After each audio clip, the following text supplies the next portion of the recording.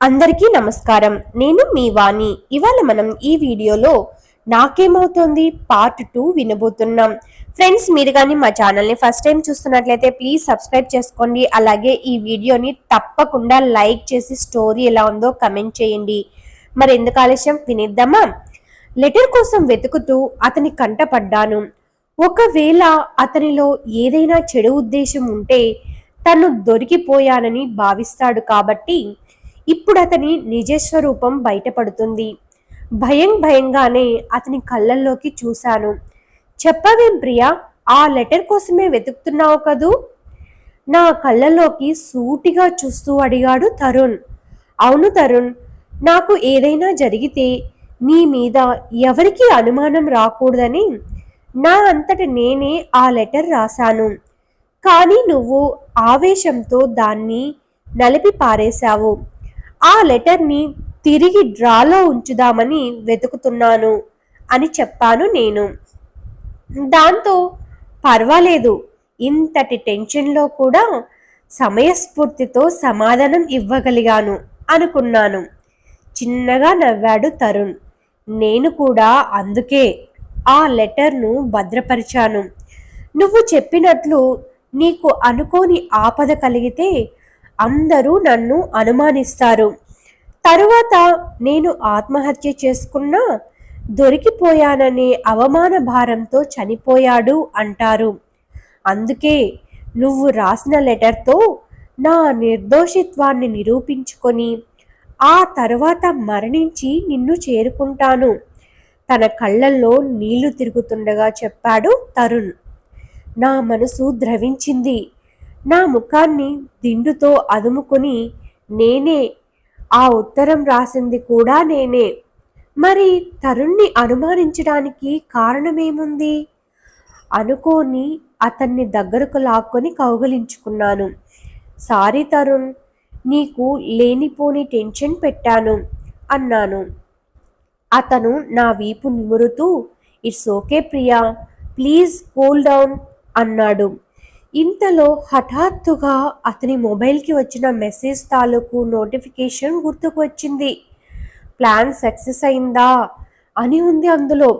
అప్రయత్నంగా అతని వీపును చుట్టిన నా చేతులు వీడిపడ్డాయి. వెంటనే తేరుకొని మరింత గట్టిగా అతన్ని హత్తుకున్నాను. నేను ఇందాకటి టెన్షన్తోనే అలా చేసినట్లు అనుకున్నాడతను. నువ్వు ఇంకా టెన్షన్ పడుతున్నట్లున్నావు, పడుకో, పొద్దున లేచేపటికి అంతా సర్దుకుంటుంది అంటూ నన్ను పడుకోబెట్టబోయాడు.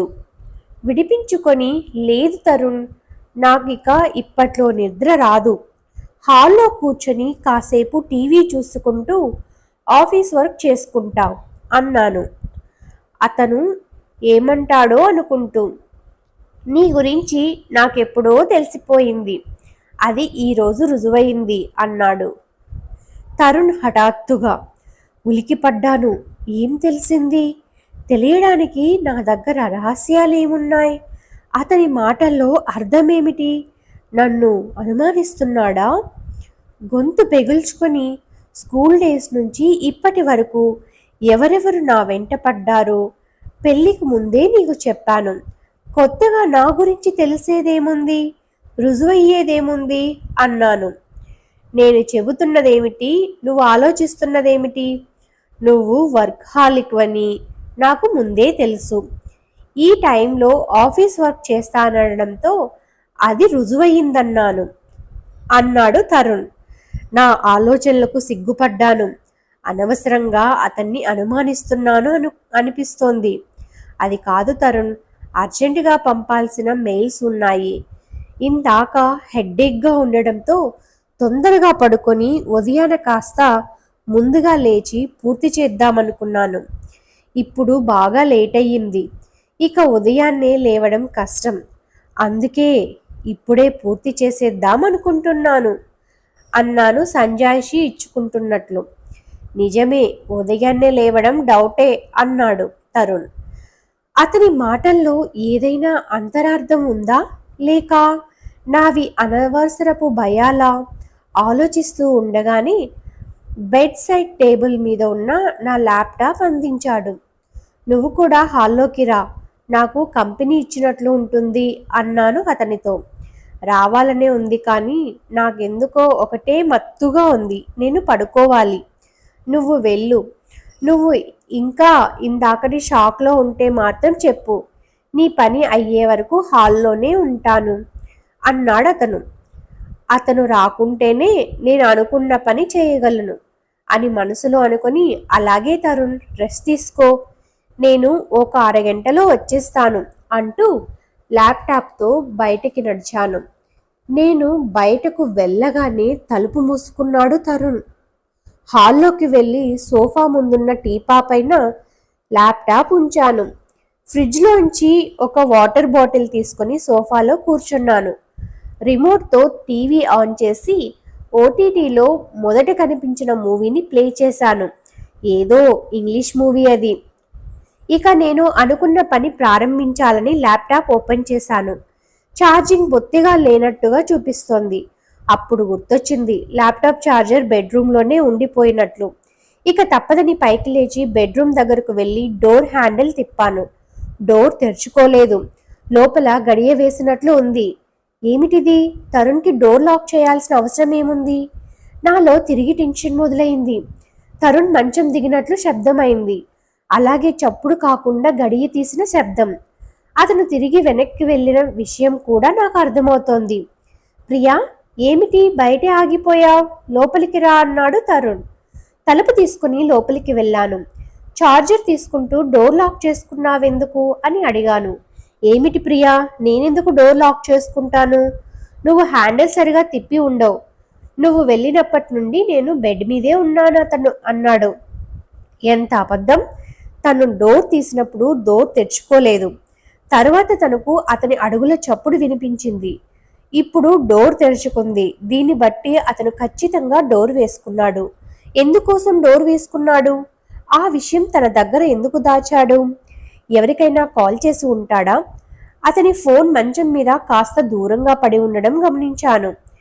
నేను బయటికి వెళ్ళగానే అతను గడియ పెట్టుకుని ఎవరితోనూ మాట్లాడుతూ ఉన్నాడు.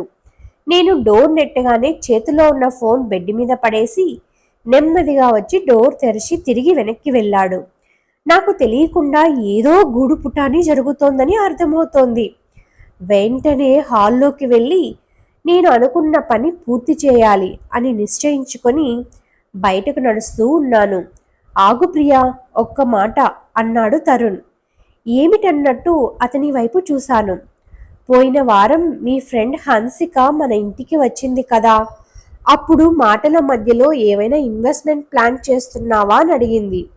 ఫ్యూచర్ ట్రేడింగ్లో ఇన్వెస్ట్ చేయాలని ప్లాన్ చేస్తున్నానని అప్పుడు తనకు చెప్పాను. ఆ ప్లాన్ సక్సెస్ అయిందా అంటూ ఇందాక మెసేజ్ చేసింది అని చెప్పాడు తరుణ్. నాకు విషయం అర్థమైంది. ఇందాక నేను తన ఫోన్ వంక చూడడం అతడు గమనించాడు. అందుకని ఆ మెసేజ్కి అర్థాన్ని కల్పించి వివరిస్తున్నాడు. ఆ నోటిఫికేషన్ నేను చూశాను తరుణ్, కానీ నేను నిన్ను నమ్ముతున్నాను, అందుకే దాని గురించి ఏమీ అడగలేదు చెప్పాను నేను. భార్యాభర్తల మధ్య కావాల్సింది ఆ నమ్మకమే ప్రియా. నేను కూడా అంతే. 2 వారాల ముందు మీ ఫ్రెండ్ రోషన్ మన ఇంటికి వచ్చాడు కదా, అతడు నీ గురించి ఏదో చెప్పడానికి ప్రయత్నించినా నేను ఆసక్తి చూపలేదు అన్నాడు తరుణ్. ఓకే తరుణ్, ఓ అరగంటలో వచ్చేస్తాను అంటూ హాల్లోకి నడిచాను.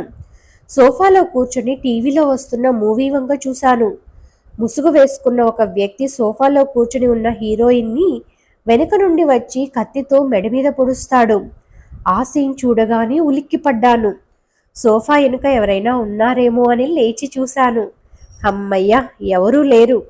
సోఫాలో కాస్త పక్కకు తిరిగి బెడ్రూమ్ డోర్ తెరిస్తే నాకు కనిపించేలా కూర్చున్నాను. ల్యాప్టాప్ని ఛార్జింగ్ పెట్టి మూవీని కాస్త రివైండ్ చేసి పెట్టాను. హీరోయిన్ ఒక గది తలుపు తడుతుంది. లోపల నుండి ఒక వ్యక్తి వస్తున్నట్టు అడుగుల శబ్దం వినబడుతుంది. మూవీని పాజ్ చేశాను. ఇందాక నేను బెడ్రూమ్ డోర్ నెట్టినప్పుడు సరిగ్గా ఈ సీన్ వచ్చి ఉంటుంది. మూవీలోని అడుగుల శబ్దాన్ని విని నేను తరుణ్ డోర్ దగ్గరకు వచ్చినట్లు భావించి ఉంటాను. టెన్షన్లో హ్యాండిల్ని పూర్తిగా తిప్పి ఉండను. అలా అతని వైపు మంచిగా ఆలోచిస్తున్న నాకు హఠాత్తుగా అతను హన్సిక మెసేజ్ చేసినట్లు చెప్పడం గుర్తుకు వచ్చింది. నిజానికి నేను ఆ మెసేజ్ తాలూకు నోటిఫికేషన్ మాత్రమే చూశాను. అది ఓ క్షణమే. ఆ మెసేజ్ హన్సిక పంపినట్లు నాకు తెలియదు. కానీ నేను చూసి ఉంటాను అనే ఉద్దేశంతో తరుణ్ ఆ విషయాన్ని బయటపెట్టాడు. పోయిన వారం హన్సిక మా ఇంటికి వచ్చి 2 రోజులు గడిపింది. అప్పుడు జరిగిన సంఘటనలు గుర్తుకు తెచ్చుకోనే మరింత టెన్షన్ కలిగింది నాకు. హన్సిక బీటెక్లో నా ఫ్రెండ్. చదువు పూర్తి కాగానే ఒక ఎన్ఆర్ఐని పెళ్లి చేసుకుని యుఎస్ వెళ్ళిపోయింది. భర్తతో పాటు అత్తమామలు తనను టార్చర్ పెట్టే వాళ్ళని తనకి ఫోన్ చేసి చెప్పేది.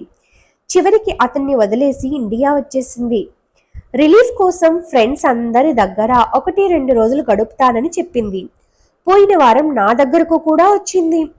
తరుణ్ లాంటి హ్యాండ్సమ్ కుర్రాల్ని పెళ్లి చేసుకున్నావు, యు ఆర్ సో లక్కీ అంటూ నన్ను అతని ఎదురుగా అభిమానించేది. అది అతన్ని పొగిడినట్లుగానే నాకు అనిపించేది. నీ స్నేహితురాలని డిప్రెషన్లోంచి బయటకు తీసుకుని వద్దామంటూ రిసార్ట్లకు మూవీలకు ప్లాన్ చేసేవాడు. ముగ్గురం బయటకు వెళ్ళినప్పుడు మాతో హన్సిక వస్తోందా లేక వాళ్ళిద్దరితో నేను వెడుతున్నానా అనే సందేహం కలిగేది. ఇద్దరూ అంతగా కనెక్ట్ అయినట్లు నాకు అనిపించేది. ఆలోచనలు కట్టిపెట్టి అనుకున్న పని కానిచ్చేయాలనుకుని ల్యాప్టాప్ ఓపెన్ చేశాను. మా నాన్నకు మెయిల్ టైప్ చేయడం ప్రారంభించాను. నాన్నగారికి ఇది షెడ్యూల్ చేయబడ్డ మెయిల్.